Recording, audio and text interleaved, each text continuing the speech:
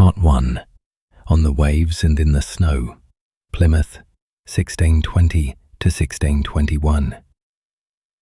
In the autumn of 1620, a small sailing ship named the Mayflower left England with more than 100 people. Separatist Puritans, later called the Pilgrims, and non-separatists, bound for the New World. They intended to reach the southern reaches chartered to the Virginia Company, but contrary winds and crude navigation pushed the ship north. On November 11th, 1620, Old Style, November 21st, New Style, the Mayflower dropped anchor in Provincetown Harbor at the tip of Cape Cod.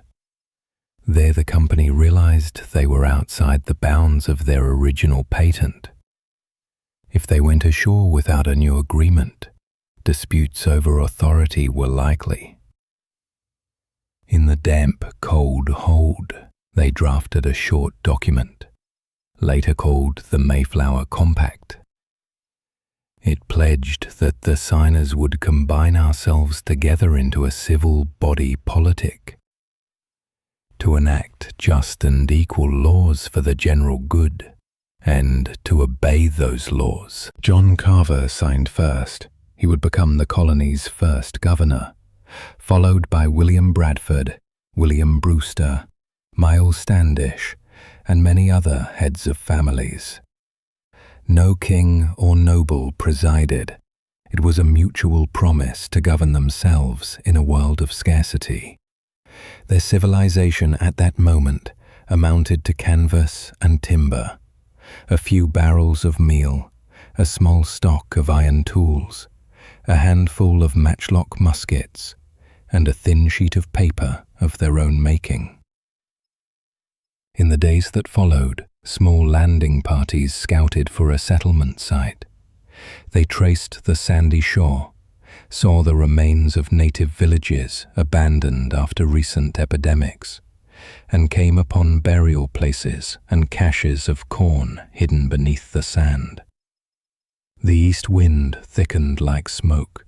The pines sounded like warning. A brief skirmish occurred at the place later called First Encounter Beach, when arrows were loosed from a distance, and the explorers fired their matchlocks in reply.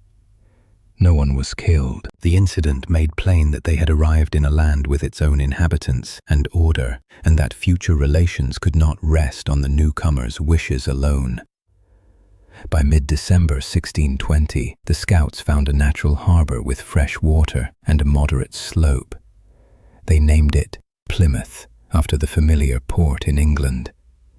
First, they raised a common house, plank-walled, to serve as storehouse, shelter, and meeting place. Snow came early. Wind battered the palisade. The winter of 1620 to 1621 became notorious for hardship and sickness. Cold shock, hunger, scurvy, and infection raked the small community.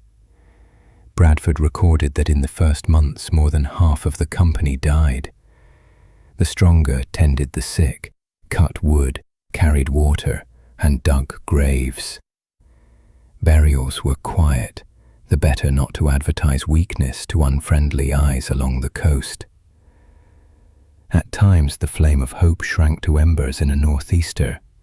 John Carver, the first elected governor, died in April 1621 after sudden illness. After a simple funeral, the people chose William Bradford to succeed him. Another decision proved just as important.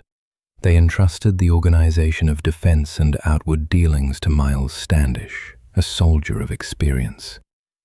Bradford guided internal order, labor allotments, and food. Standish took charge of security and bearing.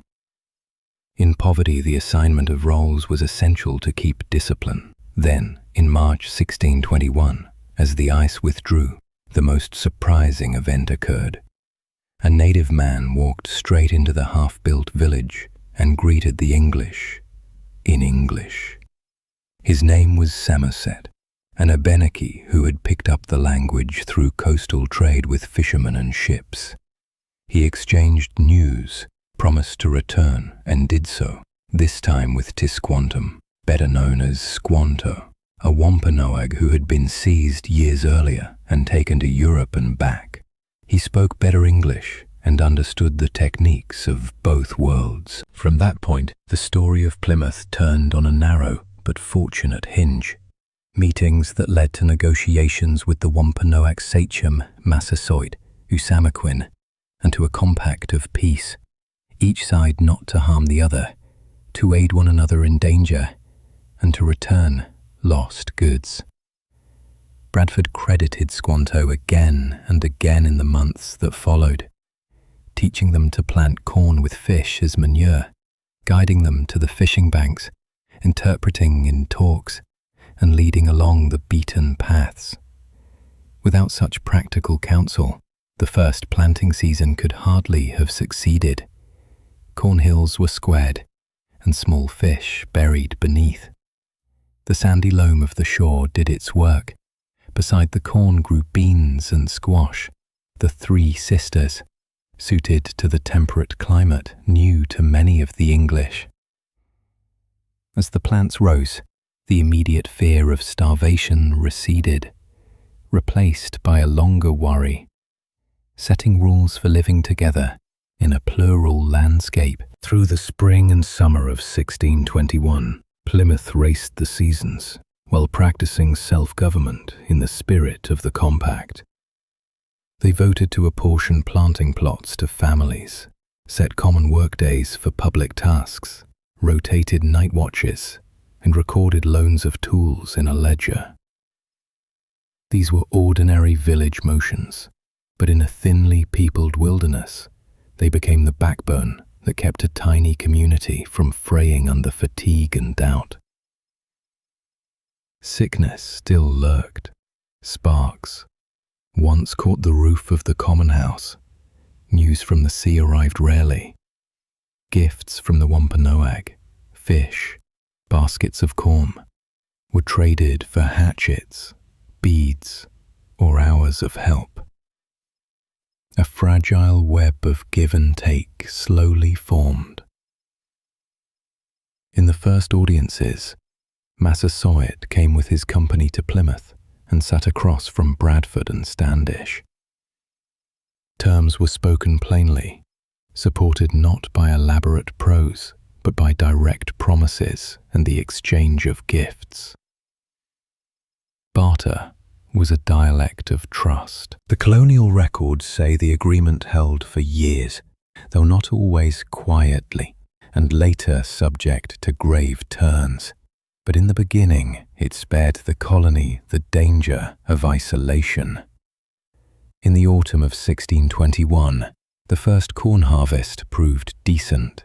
Wild turkeys were taken, squash gathered, and fish salted. Bradford and the leaders planned a Thanksgiving that lasted several days and invited Massasoit and the Wampanoag. Edward Winslow later wrote that about 90 Wampanoag came and joined some 51 surviving settlers.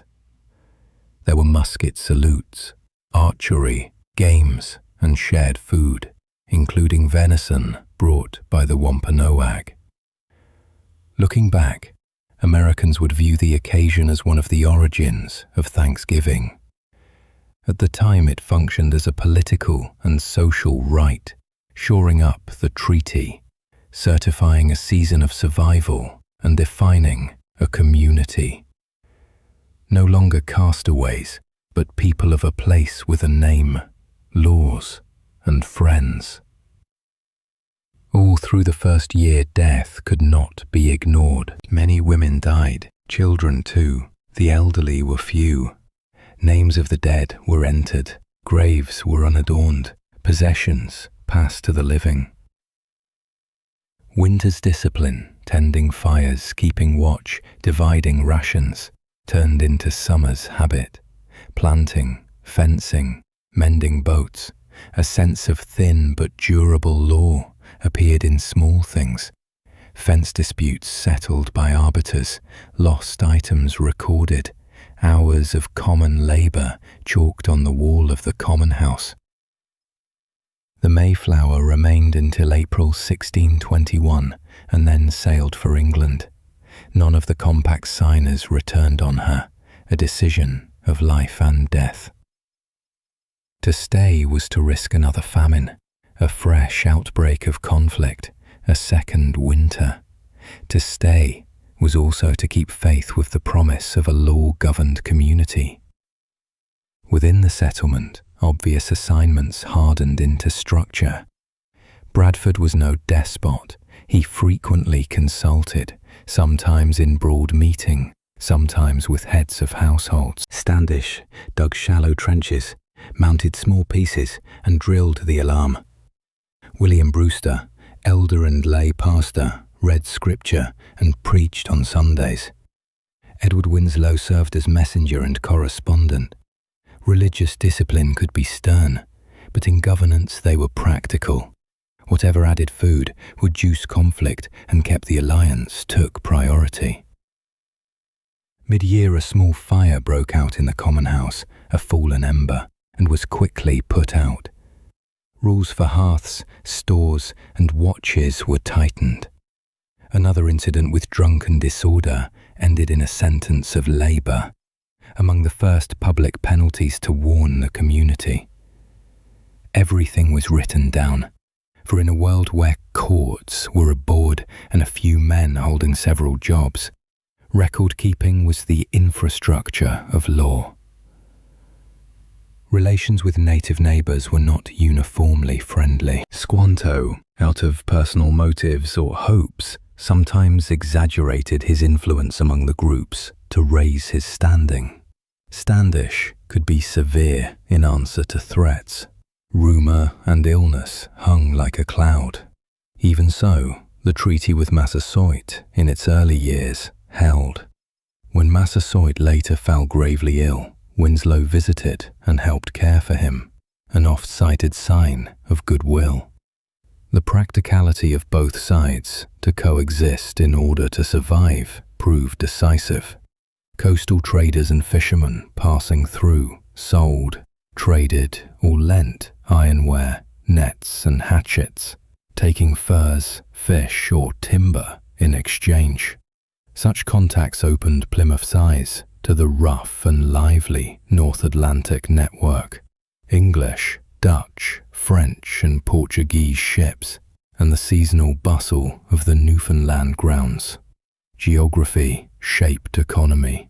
In a sheltered bay with pine and water, they could build shallops, fish and barter, activities that would turn a fragile hamlet into a point of anchorage on the map. By the end of the first year, the people could glimpse a future in very material signs.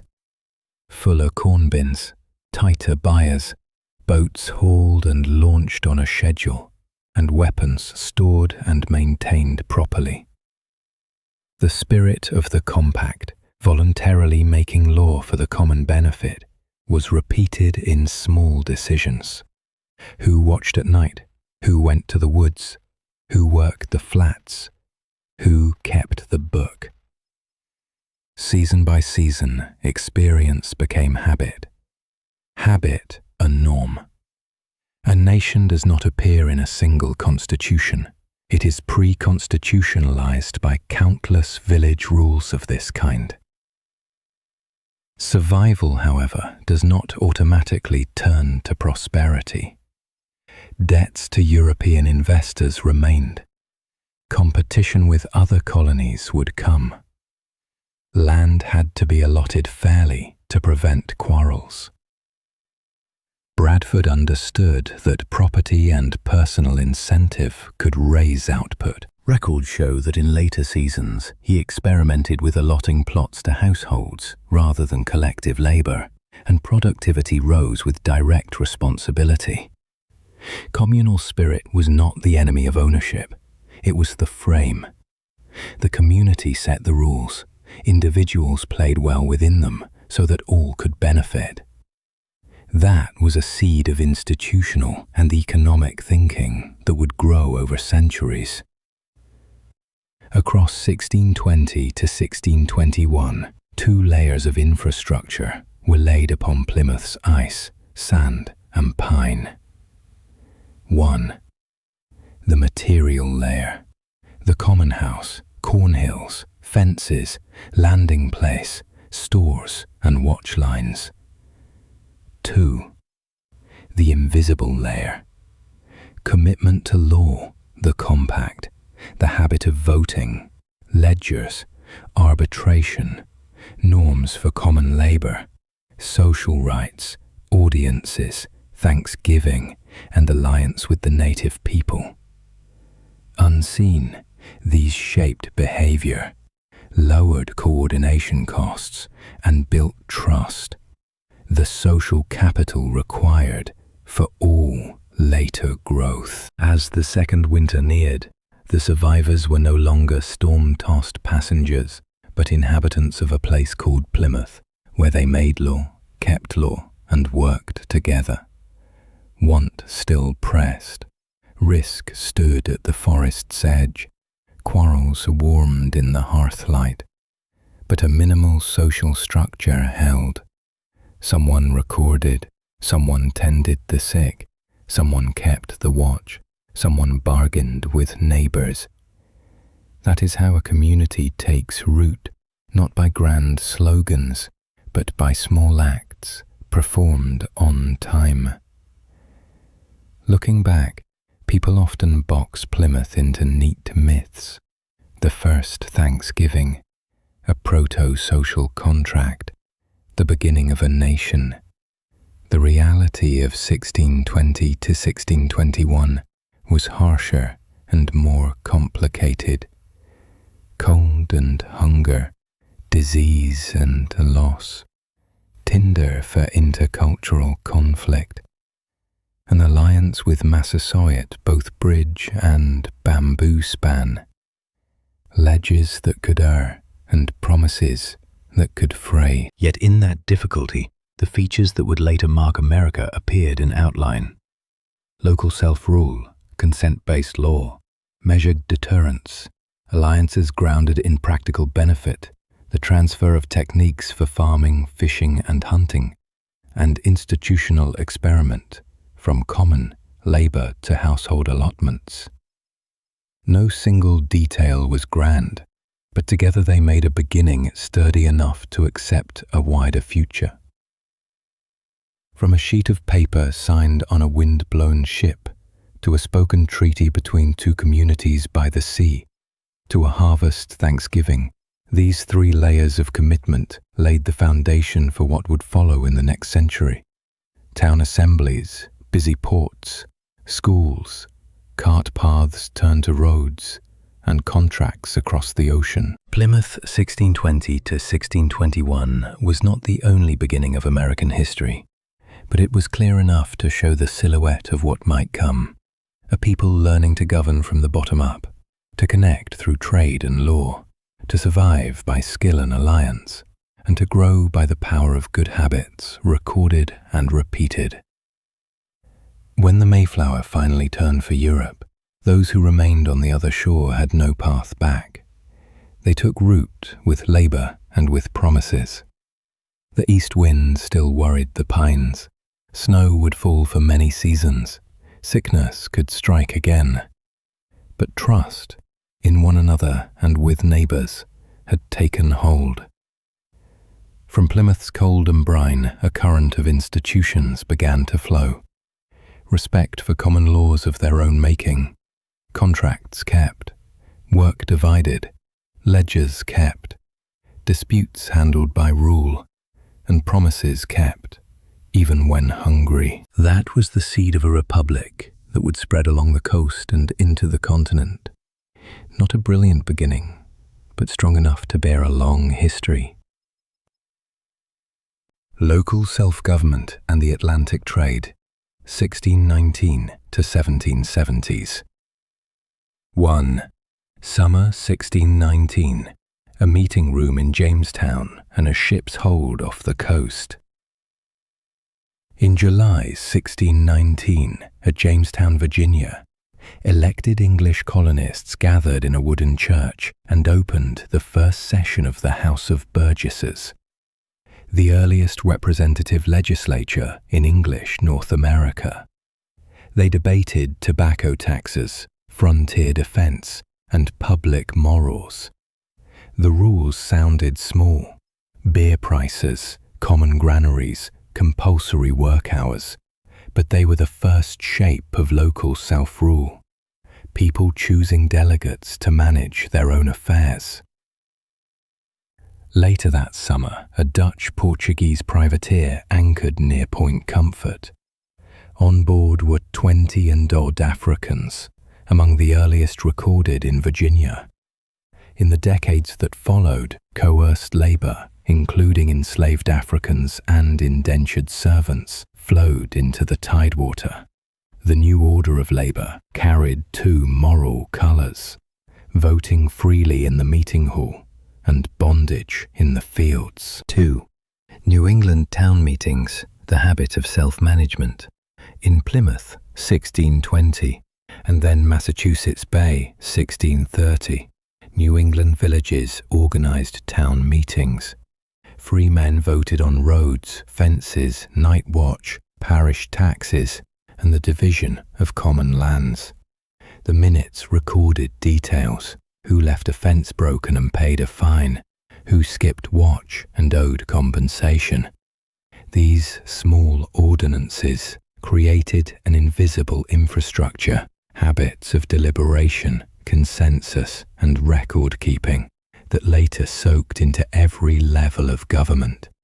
Harvard College, 1636, the College of William and Mary, 1693, and Yale, 1701, trained ministers and officials. Literacy served scripture, but also commerce. On the Charles River, the Boston waterfront stacked white pine planks and barrels of dried cod. On the James, boats of tobacco rode the tide to the sea. 3. A young network of ports: Boston, Newport, New Amsterdam, Philadelphia. Boston in the 1630s to 40s rose on shipbuilding. Light, durable New England white pine that took a plank well.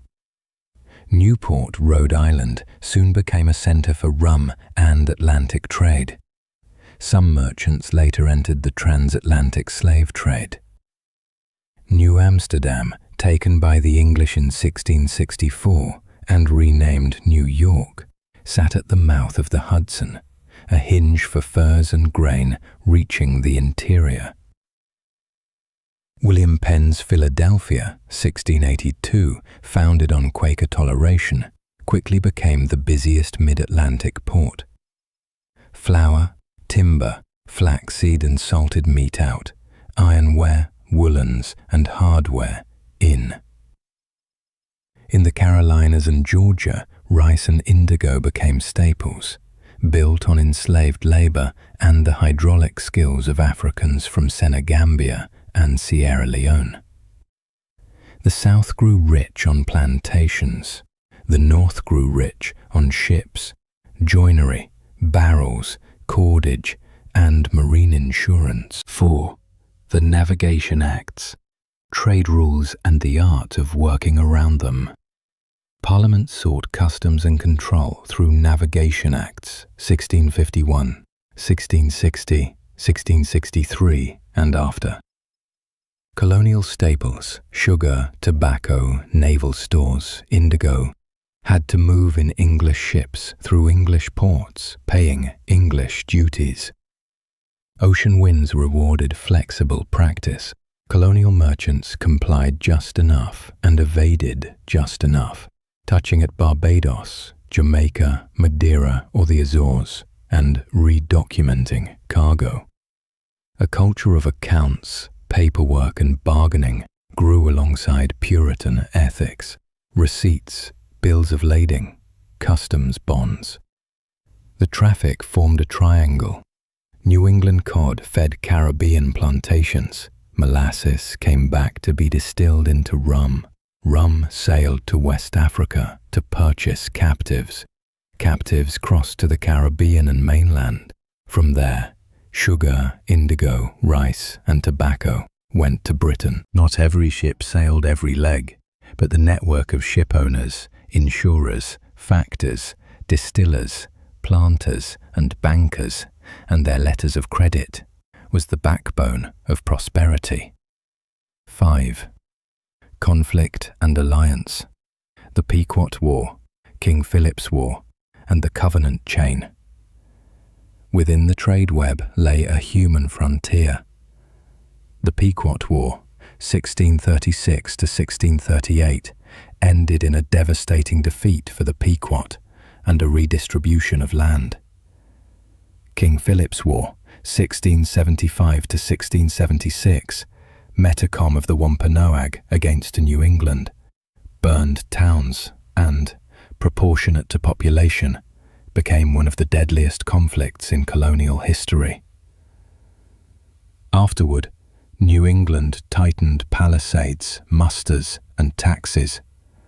Around New York, the English built the Covenant Chain, alliances with the Iroquois Confederacy that were both commercial, furs, and military, countering the French and their native allies.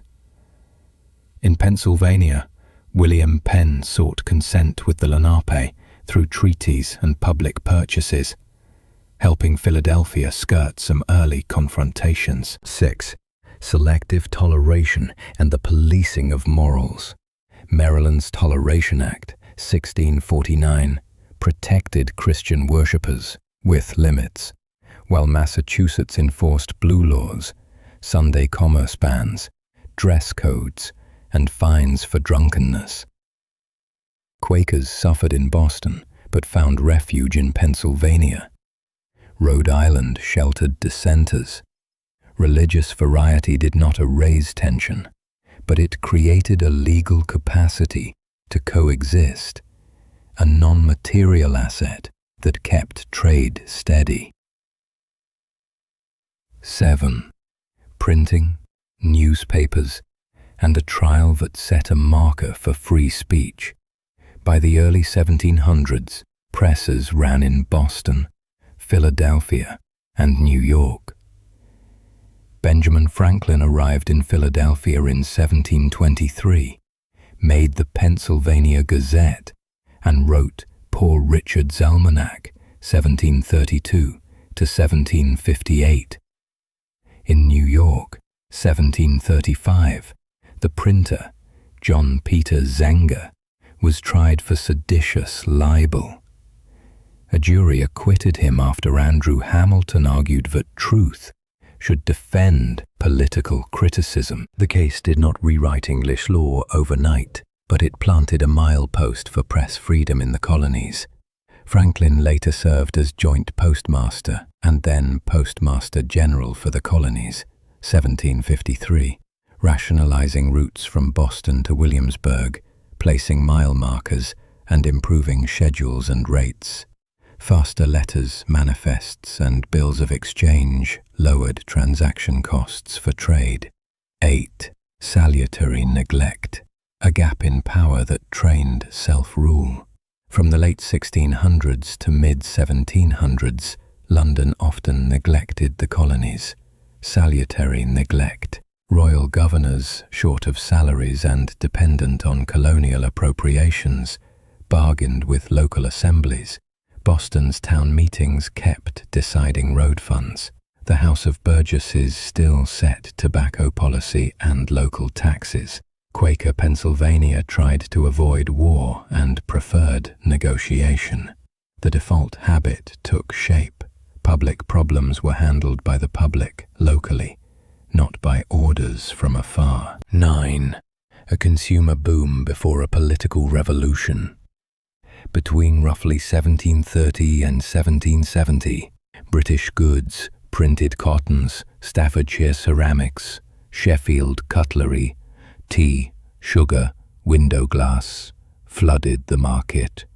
Catalogues and advertisements taught taste and polite society. Middle households bought teacups, tall clocks and wallpaper. Consumption became a social language. To pour tea was to participate in British civilization, even as tea later became a symbol of protest. 10. Slavery, plantation south and a presence in the north. From the Chesapeake to the Carolinas, enslaved Africans became the core workforce. Virginia's 1705 slave codes hardened hereditary bondage. South Carolina built dikes and canals for rice cultivation using enslaved hydraulic knowledge. Indigo earned parliamentary bounties as a substitute for French dye. Enslaved people also lived in New York, Newport, and Boston as domestic, dockside, and workshop labor, while northern merchants financed, insured, and transported ships in the transatlantic slave trade. The fortunes of many were entangled with a moral knot that would haunt politics and religion for generations. 11. Awakening faith and a marketplace of souls. In the 1730s to 1740s, the Great Awakening swept the colonies. George Whitefield preached outdoors. Jonathan Edwards penned "Sinners in the Hands of an Angry God." Crowds wept on coarse wool sleeves. The movement split congregations, yet opened markets for books, newspapers, itinerant sermons, and donation networks. It lowered the threshold for common people to speak in public. Skills of oratory, crowd management, and mobile printing became civic tools, later used in debates over taxes and rights. 12. Law, courts, and juries. The habit of litigation. Each county had courts for debt, land disputes, and petty crimes. Juries were neighbors. English precedent was cited. Lawyers were few, but the habit of litigation grew. Seizures of smuggled cargo and suits on unpaid bills taught merchants to draft tighter contracts, buy insurance, and include arbitration clauses. The rule of law was not a slogan. It was a survival skill of port cities. 13. Roads and post, tying ports to the interior. The post road from Boston to Williamsburg was straightened, measured, and marked. Post riders changed horses at taverns. Packet boats ran the coast. Franklin tested schedules against real wind and tide, a primitive operations science.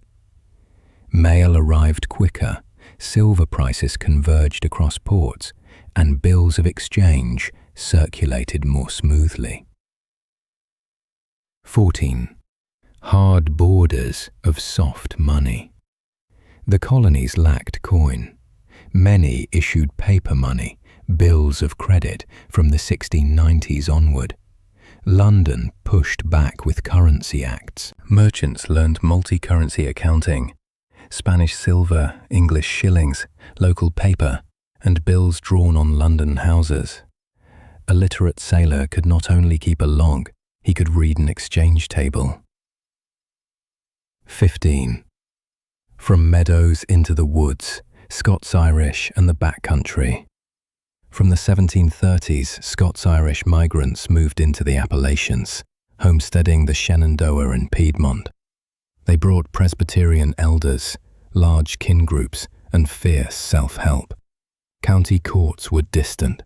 Promises and family reputation worked as notarization, a frontier credit economy. 16. Clouded duties and the art of civil protest. After the 7 Years' War in North America, 1754 to 1763, the Crown sought revenue.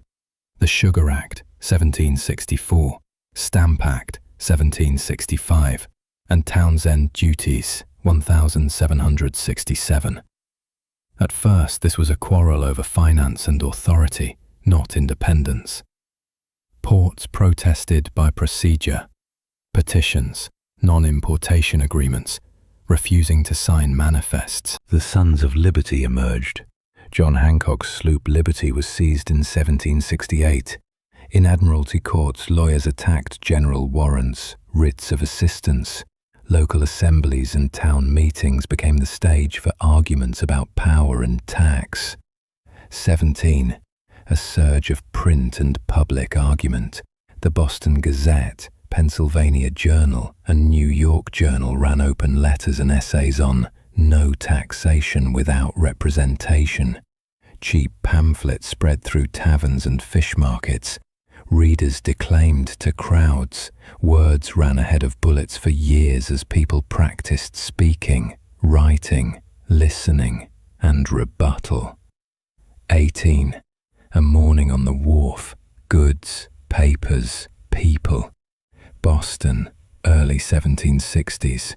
Stacks of cod barrels, white pine planks for fast schooners, axe handles and newly laid rope. On a clerk's table sat bills of lading, manifests, and customs bonds. Portuguese sailors, Scottish carpenters, Welshmen, and free black labourers loaded cargo. In Newport, the stills boiled rum. In Philadelphia, Brandywine mills ground flour. In Charleston, rice bags piled high. In New York, furs and dyestuffs changed hands. 19. Houses, dinner tables, and an English taste. A middling family in Philadelphia bought a British tea set, Staffordshire plates, Sheffield knives, and printed calico. A fireplace mantel held engravings and a world map. Supper offered wheat bread, butter, marmalade, and tea. British goods signalled fashion. Sales signalled prosperity. Economic and cultural ties to the metropolis thickened, and because they thickened, disputes later cut deeper. 20. Two contrary winds, rule of law and inequality. Law, courts and juries aided commerce, yet legal inequities stood out. Enslaved people and most women lacked political rights. Prime lands concentrated in large estates. Artisans and sailors were exposed when prices swung. In New York, 1741, a wave of panic over an alleged plot led to hasty trials and harsh punishments, leaving scars in civic memory. Local self-rule empowered many, but not evenly. 21. A toolkit of trade. By the 1770s, a generation of merchants could read a chart, measure tide, assess insurance risk, swap currencies, write letters of credit, draft penalty clauses for late delivery, choose routes that avoided privateers, negotiate with customs officers, and pick governing law for contracts. A paper civilization stood beside the church-going one. When tea became a symbol in 1773, they knew how to boycott, raise guarantee funds, and mobilize town votes, the techniques learned from local self-rule and the Atlantic marketplace. 22. Why 1619 to 1770s determined what came next. Bottom-up institutions, House of Burgesses, town meetings, county courts, trained people to bargain over public matters. The Atlantic network taught reading, measuring, contracting, and risk. Print and post turned debate into collective action. Revival religion trained orators and organizers. Slavery's shadow entwined prosperity with injustice. And salutary neglect taught the colonies to manage themselves. Together, these made a political, economic character, able to sail a ship and argue a case, to trade and to vote. 3 closing vignettes. Boston, 1764. In Faneuil Hall, merchants and artisans debate the Sugar Act with ledgers open. A tax on molasses means layoffs in the rum stills. Without revenue, London credits might fail. Local self-rule here looked like applied economics. Philadelphia, 1753. Franklin reviews a post map, pencils distances and fair tides, and cuts a day from the schedule.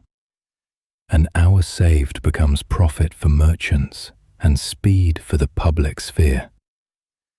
Law needs paper, paper needs post, post needs management.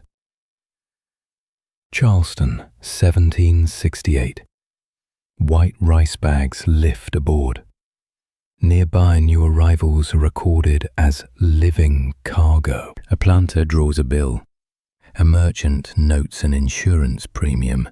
Prosperity and injustice walk the same wharf. Conclusion. From 1619 to the 1770s, along Britain's North American seaboard, two currents ran together: local self-government and the Atlantic trade. The first taught people to meet, vote, levy and adjudicate, and to believe public matters should be decided by the public. The second taught them to reckon risk, keep ledgers, honour delivery dates, and trust that wealth rests on law, credit and information. Merged, these currents produced a citizen merchant able to organise boycotts and manage cargo, to write pamphlets and contracts. When tax disputes hardened in the late 1760s and early 1770s, they already possessed the tools for a revolution of words, and later, of arms. Part 3, 1775-1783, The American Revolution, Independence by Alliance 1. Spring 1775, from militia to an army. In April 1775, the shooting at Lexington and Concord began when British regulars marched to seize colonial stores.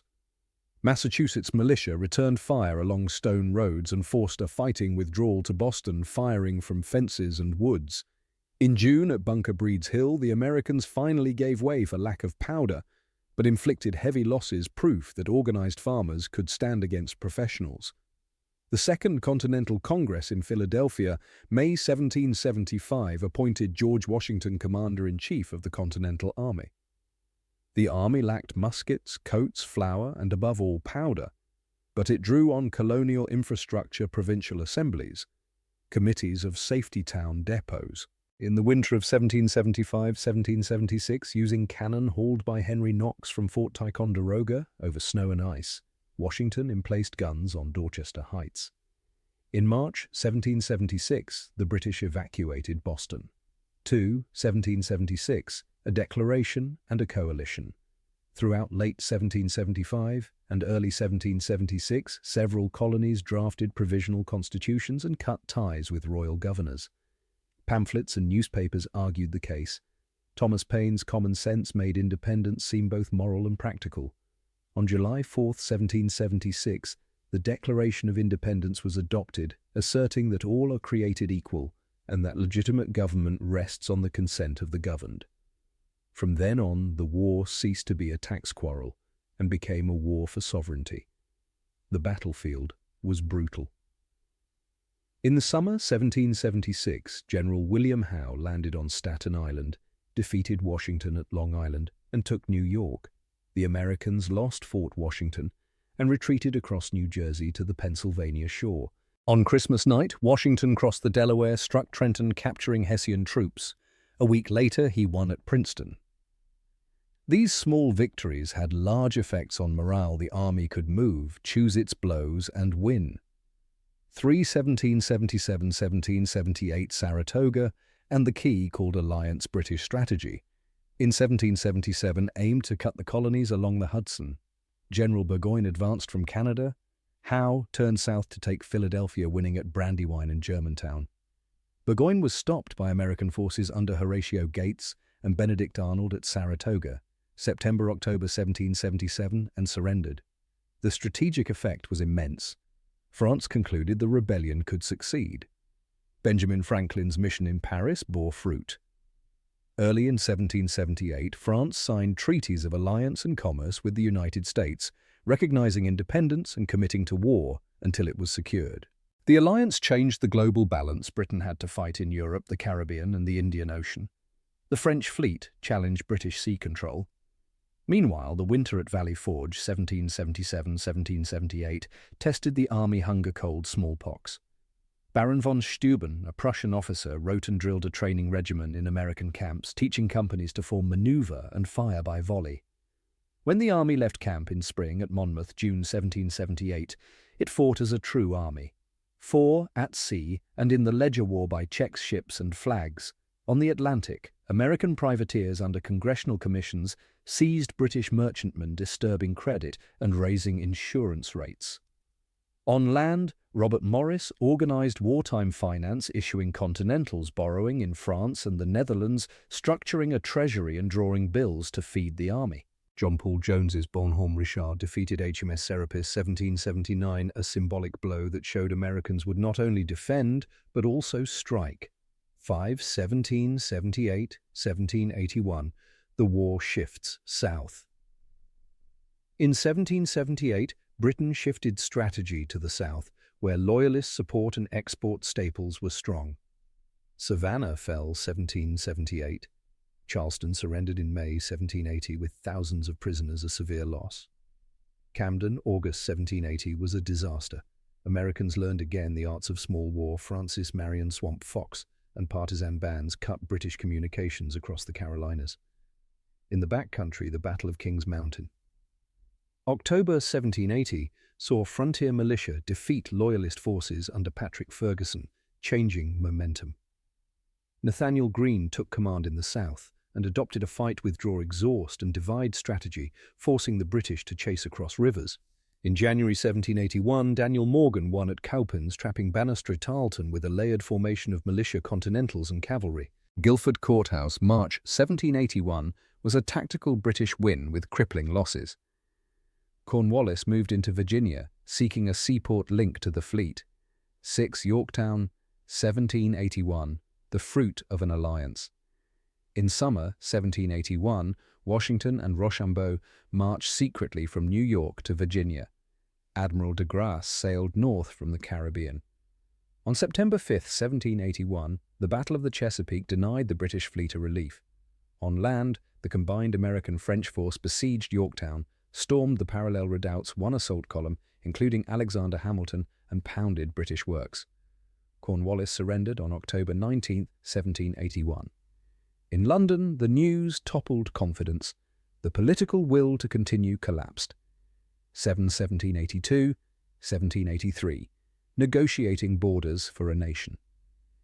Even as skirmishing lingered, American commissioners Franklin John Adams, John Jay, negotiated in Paris with Britain alongside French and Spanish diplomats. In September 1783, the Treaty of Paris recognized the independence of the United States, set the Mississippi River as the western boundary, granted fishing rights near Newfoundland, and recommended restitution for Loyalists, often weakly enforced. British troops departed New York late in 1783. Washington resigned his commission, a gesture of self-restraint that defined the new republic. 8. Alliance, a practical structure, not a slogan. Alliances won the war at many levels. Diplomacy. France recognized the United States and forced Britain to fight on multiple fronts. Spain 1779 and the Dutch Republic 1780 later entered war against Britain, dividing its attention. Finance, loans and supplies from France and the Netherlands kept the army from collapse, while continental paper depreciated. Military, Rochambeau and de Grasse were keys to Yorktown. Von Steuben professionalized camps. Lafayette linked Washington and the French. Tadeusz Kosciuszko engineered fortifications. Casimir Pulaski contributed cavalry. Domestic, the states allied with one another under the Articles of Confederation. Adopted 1777, in force 1781, enough to mobilize and coordinate. Committees of correspondence and safety created supply and information networks. Without those joints, scattered fights would not have yielded decisive results. 9. The underside of liberty. Loyalists, enslaved people, native nations and women. Loyalists formed a significant portion of the population. Tens of thousands left with British forces for Canada, the Caribbean, or Britain. Many saw property confiscated. Enslaved and free black Americans navigated perilous choices. Lord Dunmore's 1775 proclamation promised freedom to the enslaved of rebel masters who joined British lines. Tens of thousands fled to British protection, and many were evacuated to Nova Scotia and later Sierra Leone. In the North, the war accelerated gradual emancipation. In the South, slavery remained entrenched. Native nations faced division and loss. The Iroquois Confederacy split. Several nations allied with Britain to resist settler expansion. After the treaty, they were not recognized as signatories and were pushed from homelands sowing future frontier conflict. Women sustained the war effort from tea boycotts before 1775 to managing farms, spinning homespun, provisioning troops, and serving as camp followers. After the war, the ideal of Republican motherhood emphasized women's role in civic education, even as political rights largely excluded them. 10A state-at-war paper taxes and trust Congress lacked power to tax directly and relied on state requisitions loans and emission of paper money. Inflation eroded the continental dollar. Robert Morris and commercial allies advanced personal credit to sustain supply. The fiscal strain helps explain the post-war push for a stronger union and the Constitution of 1787 next part. 11. Why did the war succeed? 3 interlocking elements: one local will and adaptive command, militia and Continentals coordinated. Mobile attritional strategy, Greene and morale blows, Trent and Princeton kept the Army alive. 2 social depth and information presses, post and state councils created bottom-up mobilization. Committees learned wartime administration. 3 international alliance, France and later Spain and the Dutch, broke Britain's isolation and provided ships, funds, officers, diplomatic weight, and at the end, Yorktown. 12. Conclusion: independence by alliance.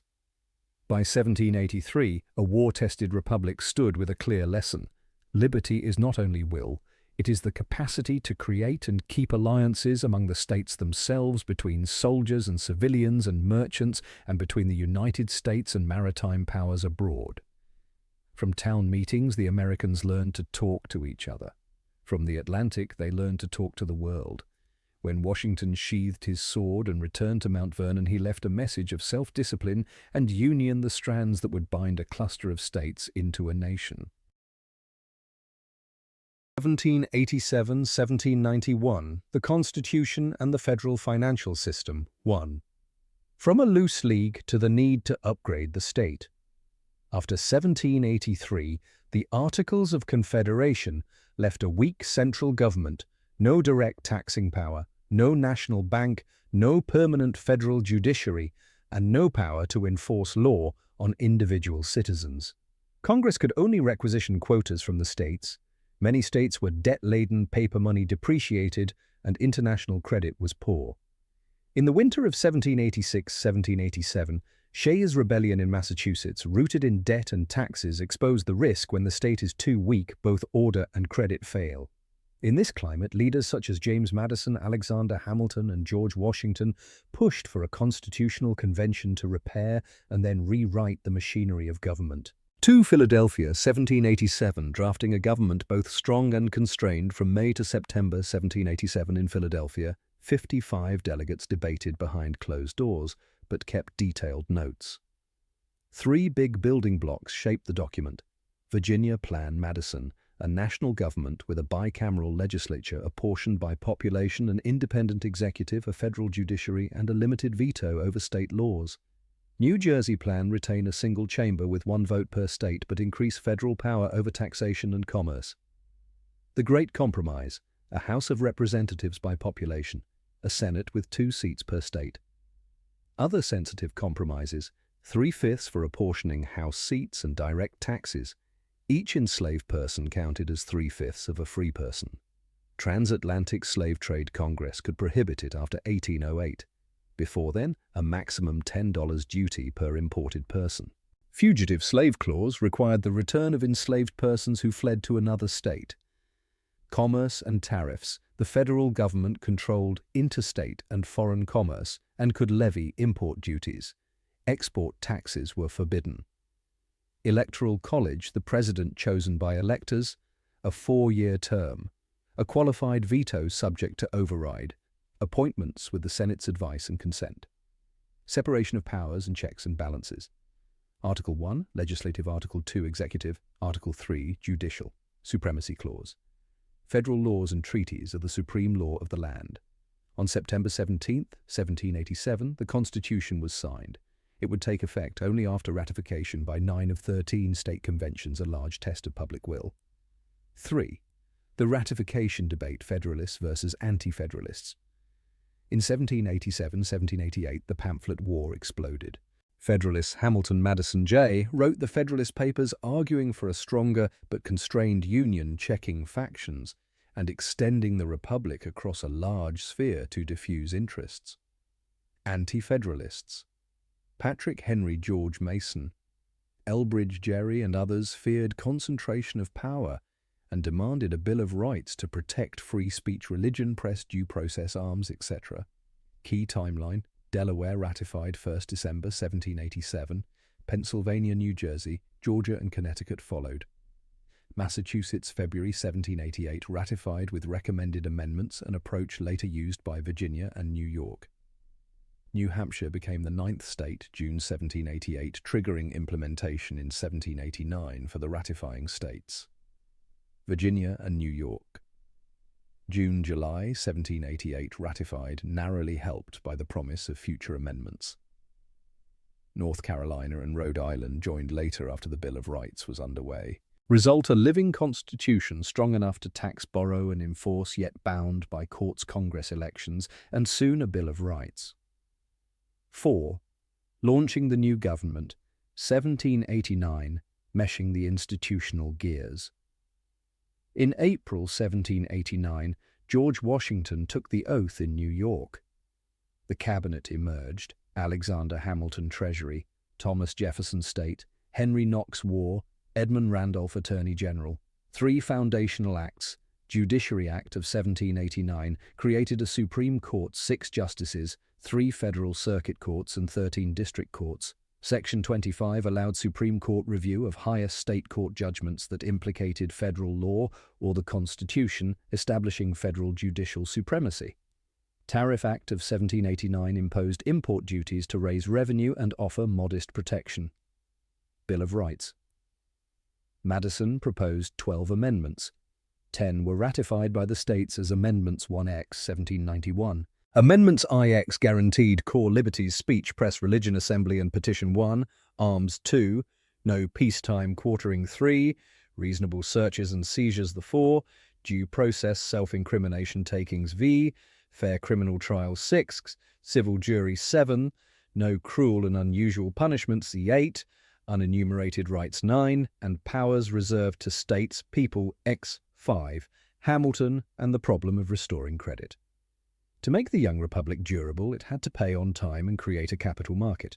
Hamilton submitted 3 strategic reports: a report on public credit, 1790. Funding and assumption, funding at par exchange, all depreciated federal war certificates for new interest-bearing bonds, signaling that the United States honors its contracts.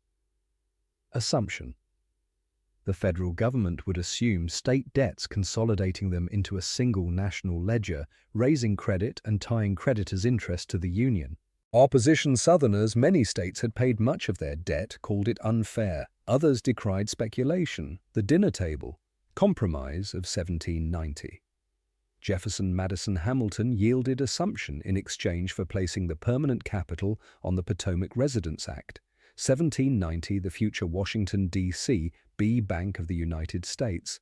1791, a credit circulation engine, a public-private institution in Philadelphia.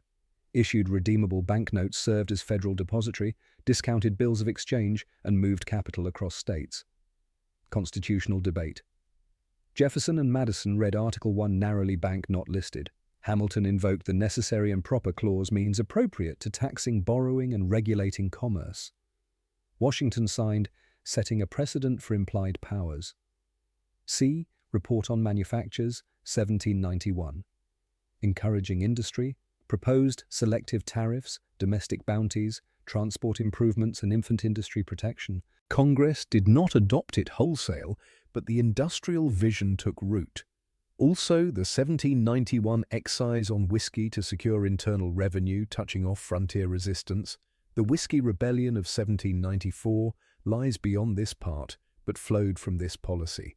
6 building pipelines for money and the rule of law.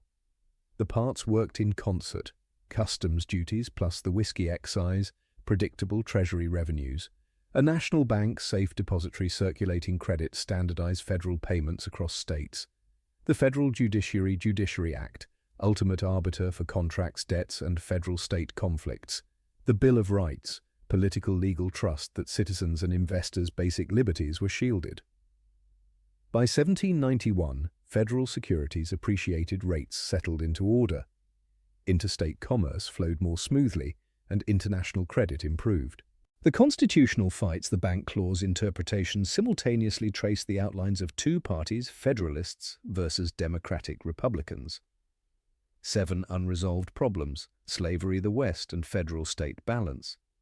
Slavery, the Constitution compromised but did not solve. The trade to be reconsidered after 1808. 3/5 skewed representation toward slaveholding states. The Fugitive Slave Clause provoked federal-state enforcement conflicts. Territory, the Northwest Ordinance, 1787. Though under the Articles fit the new spirit, set a path to statehood, banned slavery in the Northwest Territory, and encouraged public education, a template for future expansion. Balance, the 10th Amendment preserved space for states' people, while the Supremacy Clause and Section 25 of the Judiciary Act secured federal supremacy, a designed tension to be resolved through case law. 8. Why 1787? 1791 was an institutional financial turning point. In 4 short years, the United States shifted from a debt-ridden confederation to a fiscally capable state one. The Constitution created incentives and restraints, clear powers with real checks. 2. Judiciary and federal supremacy safeguarded contracts and the common market. 3. Treasury Bank tariffs excise established the financial bloodstream and rebuilt credit. 4. Bill of Rights laid a rights corridor that increased social trust in the new government. From here, the tracks for a monetary contractual infrastructure economy were in place. Bonds had buyer's bills, had a place to be discounted. Disputes had courts, and basic liberties had textual guarantees. The fierce debates over the bank protection versus free trade, big versus small states, did not weaken the system. They nourished a culture of argument, compromise, and the rule of law.